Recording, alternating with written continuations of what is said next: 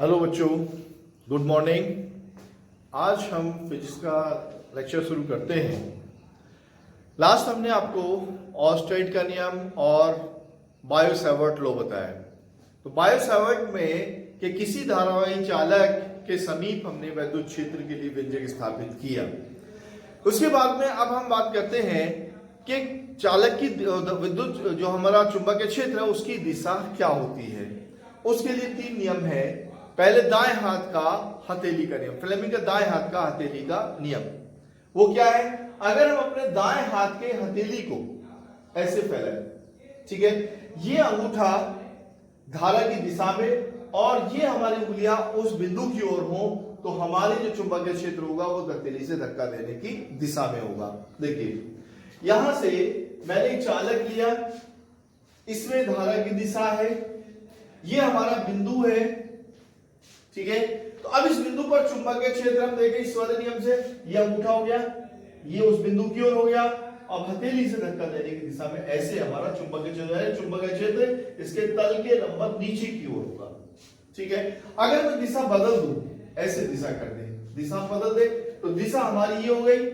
अब दिशा किधर जाएगी? अब हमारा ऐसे नियम हो गया, वही अंगूठा धारा की दिशा में, उंगलियां उस बिंदु की ओर, तो अब चुंबकीय क्षेत्र धारा से बाहर की ओर होगा, इसके लंबवत बाहर की ओर होगा। तो इसके कागज के तल के लंबवत बाहर की ओर होता है, ठीक है। दूसरा नियम है आपका ये फ्लेमिंग का दाएं हाथ का नियम।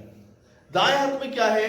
जैसे अगर मैं आप ऐसा अंगूठा रखूं, ठीक है, देखो ये अंगूठा मेरा धारा, ये जो उंगलियां है ये धारा की दिशा में हो, उंगलियां धारा की दिशा में हो, तो अंगूठा जो है चुंबकीय क्षेत्र की दिशा को बताता है, ठीक है।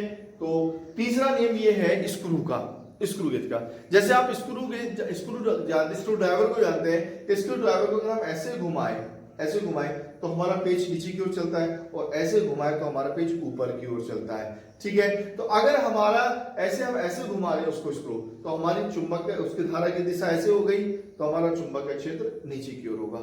और अगर हम ऐसे घुमाएंगे तो हमारा ऊपर की ओर होगा, चुंबकीय क्षेत्र ऊपर की ओर जाएगा, ठीक है। तो ये हमारे 3 नियम है चुंबकीय क्षेत्र। ज्यादातर हम मोस्टली इस्तेमाल करते हैं अपने दाएं हाथ के हथेली के नियम को ही यूज करते हैं, ठीक है। अब नेक्स्ट टॉपिक हम शुरू करते हैं। धारा परिमित लंबाई के निजु रेखीय धारावाही चालक के कारण उत्पन्न चुंबकीय क्षेत्र। एक हमारा धारावाही चालक है परिमित लंबाई का, उसके कारण हम चुंबकीय क्षेत्र हम निकालेंगे। माना ये हमारा एक परिमित लंबाई का चालक है ए बी, ये हमने ले लिया चालक ए बी, ठीक है। अब इस पर हम इसके कारण हमें चुंबकीय क्षेत्र निकालना है। इसके समीप हमने यहां पर ले लिया एक बिंदु P, ओके, ये हमारा बिंदु P है। यहां से इस बिंदु की इससे दूरी हमने ले ली, यहां से इस बिंदु की दूरी R, ये बिंदु O है, इससे दूरी इसकी R, ठीक है। इस पर हमने एक भाग ले लिया इसका ऊपर, यहां से x दूरी पर एक भाग हमने ले लिया dx, ठीक है। अब यहां ये dx जो है ये इससे एंगल ये बनाता है थीटा, ओके। ये वाला एंगल हो गया हमारा अल्फा, ठीक है। इसका ये सिरा यहां से हम मिला दें इसको और इसके सिरे को मिला दें, तो ये एंगल हमारा हो गया फाई 1 और ये एंगल हो गया हमारा फाई 2, ओके। ये एंगल हमारा हो गया फाई 1 और ये एंगल हो गया हमारा फाई 2, ठीक है। इसका ये हमारा भाग dx है, इसको मैं ऐसे यहां से अगर मैं मिट कर दूं तो ये हमारा dx, ठीक है। ये यहां से हमने दूरी ले ली है r, यहां से dx से इसकी दूरी r है, ठीक है। इसमें धारा हमने I प्रवाहित की, चित्र समझ में आ गया होगा, ठीक है। यहां पर दोबारा मैं रिपीट करता हूं, ये हमारा चालक है ए बी, इसमें परिमित लंबाई का है, इसमें धारा हमने I प्रवाहित की, ठीक है।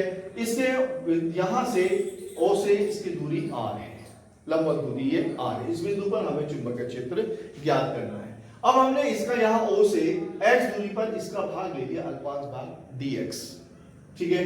तो dx जो है इससे थीटा एंगल ये बनाता है, ओके, अब यहां से हमारी इसकी दूरी ये r है, ये एंगल हो गया हमारा अल्फा। अब इसके सिरे b को हमने p से मिलाया तो ये एंगल हो गया हमारा फाई 2, ओके, और इसको हमने सिरे से मिला दिया, ये एंगल हो गया हमारा फाई 1। ठीक है, समझ में आ गया होगा। ठीक है, अब यहां हम बायस सावर्ट का नियम लगा, पहले इसके बारे में लिख देंगे, जो हमने मेंशन किया है उसी के बारे में हम लिख देंगे। ठीक है, तो फिर अब हम यहां इस अल्पांश भाग ds के कारण चुंबकीय क्षेत्र हम निकालेंगे। ठीक है, तो अब इस अल्पांश वो बायस सावर्ट का नियम लगा देंगे इसमें, तो अल्पांश भाग के कारण चुंबकीय क्षेत्र dB बराबर mu naught upon 4 pi I dx sine theta बटे r स्क्वायर। समीकरण नंबर 1 ये आ गया हमारा इसके कारण चुंबकीय क्षेत्र। ओके, अब यहां से हम इसका मान निकालेंगे, या हम इसको अल्फा के रूप में चेंज करेंगे। सपोज करो ये वाला हमारा भाग हो गया डी अल्फा। ओके, अब यहां से मैं इस पर लंब लगाता हूं, ऐसे लंब करते हैं। ठीक है, ओके, अब वहां से मैं इसको इसके रूप में लिखता हूं, तो ये हमारा हो जाता है, क्योंकि AB का जो अल्पांश भाग है, पहले हम दिशा देख लें इसकी किधर होगी, वही हमारा राइट हैंड का रूल। यहां से ये धारा की दिशा और ये इसका बिंदु की ओर, तो चुंबकीय क्षेत्र की दिशा नीचे की ओर होगी। तो इसके हर एक भाग के कारण चुंबकीय क्षेत्र की दिशा नीचे की ओर होगी।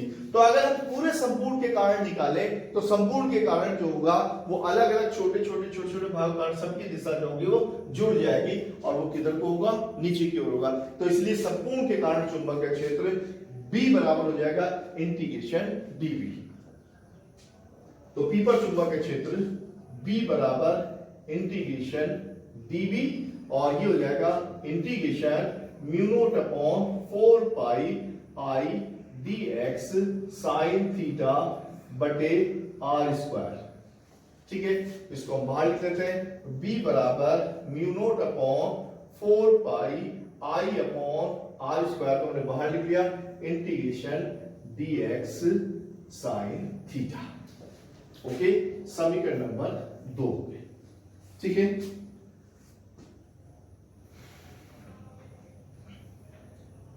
ठीक है, अभी हमारा dx साइन थीटा, जो हमारा dx साइन थीटा ये हो जाएगा कोस अल्फा आई कोस, ये हो जाएगा हमारा कोस अल्फा डी अल्फा के बराबर।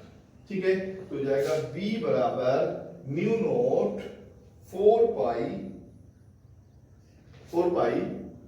आई अपॉन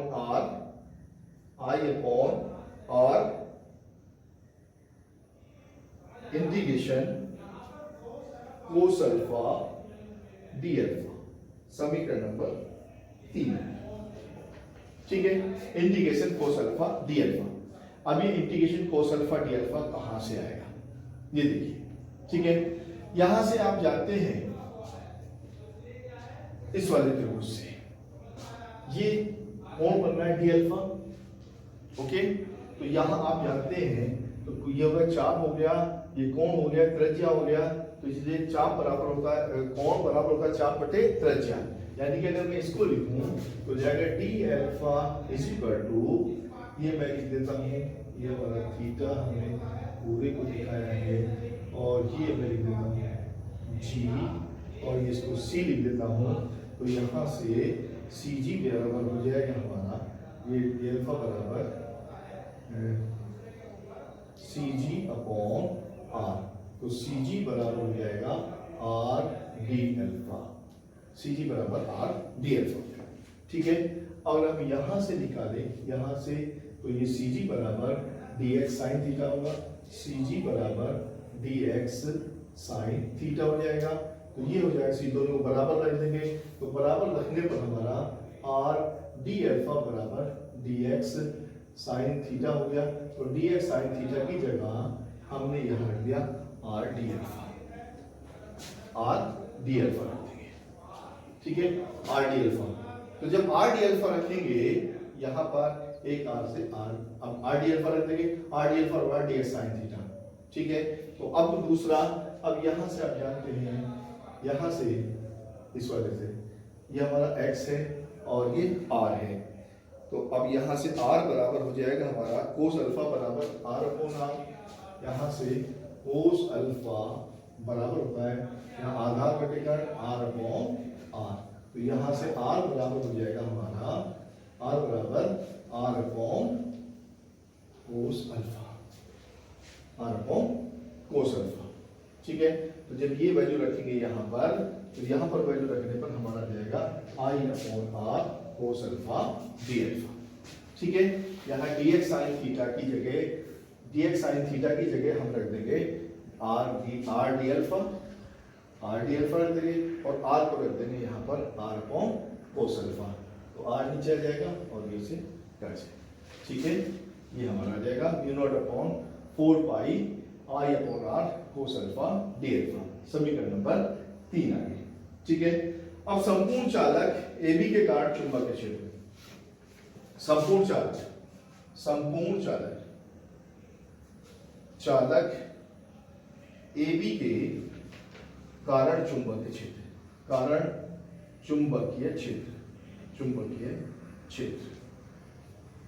ठीक है, अभी क्या होगा, यहां है हमारा इधर φ1 और इधर है φ2, तो -φ1 से +φ2 तक हो जाएगा। तो B बराबर हो जाएगा mu naught upon 4 pi I upon R और ये integration -φ1 into +φ2 into cos alpha D alpha. ठीक है, कोस अल्फा हो जाएगा साइन अल्फा के बराबर, इसका इंटीग्रेशन करेंगे हो जाएगा mu naught upon 4 pi I upon R और जाएगा साइन अल्फा इंटू -φ1 2 +φ2। ठीक है, अब इसकी वैल्यू पुट कर दो, वैल्यू पुट करेंगे तो वैल्यू पुट करके हो जाएगा mu naught upon 4 pi I upon R और यहां से पहले साइन φ2 माइनस साइन -φ1। ठीक है, और sine minus theta minus sine theta minus plus हो जाएगा। तो ये हमारा फार्मूला आ जाएगा यहाँ पर, यहाँ पे लिख देता हूँ फार्मूला आ जाएगा B बराबर म्यू नॉट अपॉन 4 पाई, म्यू नॉट अपॉन 4 पाई। ठीक है, I अपॉन आर आ जाएगा साइन φ2 प्लस साइन φ। ये हमारा, ठीक है, ये हो जाएगा अनंत। ओके, अब दूसरी यहाँ दो स्थितियां आती हैं। दो स्थितियां क्या है? पहली स्थिति ये है कि इधर से इधर भी अनंत लंबाई तक हो, इधर से इधर भी अनंत लंबाई तक हो। जब ये अनंत लंबाई तक होगा तो ये भी 90 हो जाएगा, एंगल 90, और ये एंगल भी 90 हो जाएगा। यानी कि φ2 भी हमारा, जब ये अनंत लंबाई जाएगा तो φ2 90 हो गया, और जब अनंत लंबाई जाएगा तो φ1 भी हमारा 90 हो जाएगा। ठीक है, तो विशेष स्थिति आती है। विशेष स्थिति, पहली स्थिति क्या है? स्थिति नंबर 1, जब ये अनंत लंबाई, दोनों अनंत लंबाई का हो, अनंत लंबाई हो इसकी, दोनों और P के दोनों ओर अनंत लंबाई। ठीक है, तो हो जाएगा φ1 बराबर 90 और φ2 बराबर भी 90 हो जाएगा। कोस 90 होता है 1, तो हो जाएगा B बराबर mu naught upon 4 pi I upon R sine 90 plus sine 90। ठीक है, ये 1 1 2 हो जाएगा, तो B बराबर mu naught upon 4 pi I upon R into 2, तो बराबर हो जाएगा mu not I upon 2R। Okay, ये हमारा फार्मूला जाएगा। कब? जब ये इधर भी अनंत लंबाई का ऊपर की हो और नीचे भी, यानी कि दोनों ओर, P के दोनों ओर अनंत लंबाई का हो। अब दूसरी कंडीशन आती है हमारी कि अगर एक और अनंत लंबाई तक हो, एक और, जब एक और अनंत लंबाई तक होगा, दूसरी स्थिति, स्थिति नंबर 2, यदि P जो है एक चालक के सिरे के समीप, यदि P एक चालक के सिरे के समीप, चालक P चालक के एक सिरे के समीप, एक सिरे के समीप हो, सिरे के समीप हो, समीप, तो तब क्या हो जाएगा, थीटा 1 बराबर 0 हो जाएगा, थीटा 2 90, थीटा 1 बराबर 0, थीटा 2 बराबर 90। ठीक है, थीटा 1 बराबर 0 यानी कि इधर आ जाएगा, थीटा 2 बराबर 0 और थीटा 1 बराबर 90 हो जाएगा। ओके, तो ये हमारा हो जाएगा फार्मूला। फिर b बराबर mu naught upon 4 pi i upon r sine 0 plus sine 90। Sine 90 का मान हो जाएगा 1, साइन 90 का मान 1 हो जाएगा, तो ये 1 हो जाएगा हमारा। तो b बराबर mu naught upon 4 pi i upon r, ये हमारा फार्मूला तब आ जाएगा। तो दोनों स्थिति आई है जब इधर अनंत की ओर हो और इधर अनंत की ओर हो। Okay, thank you very much.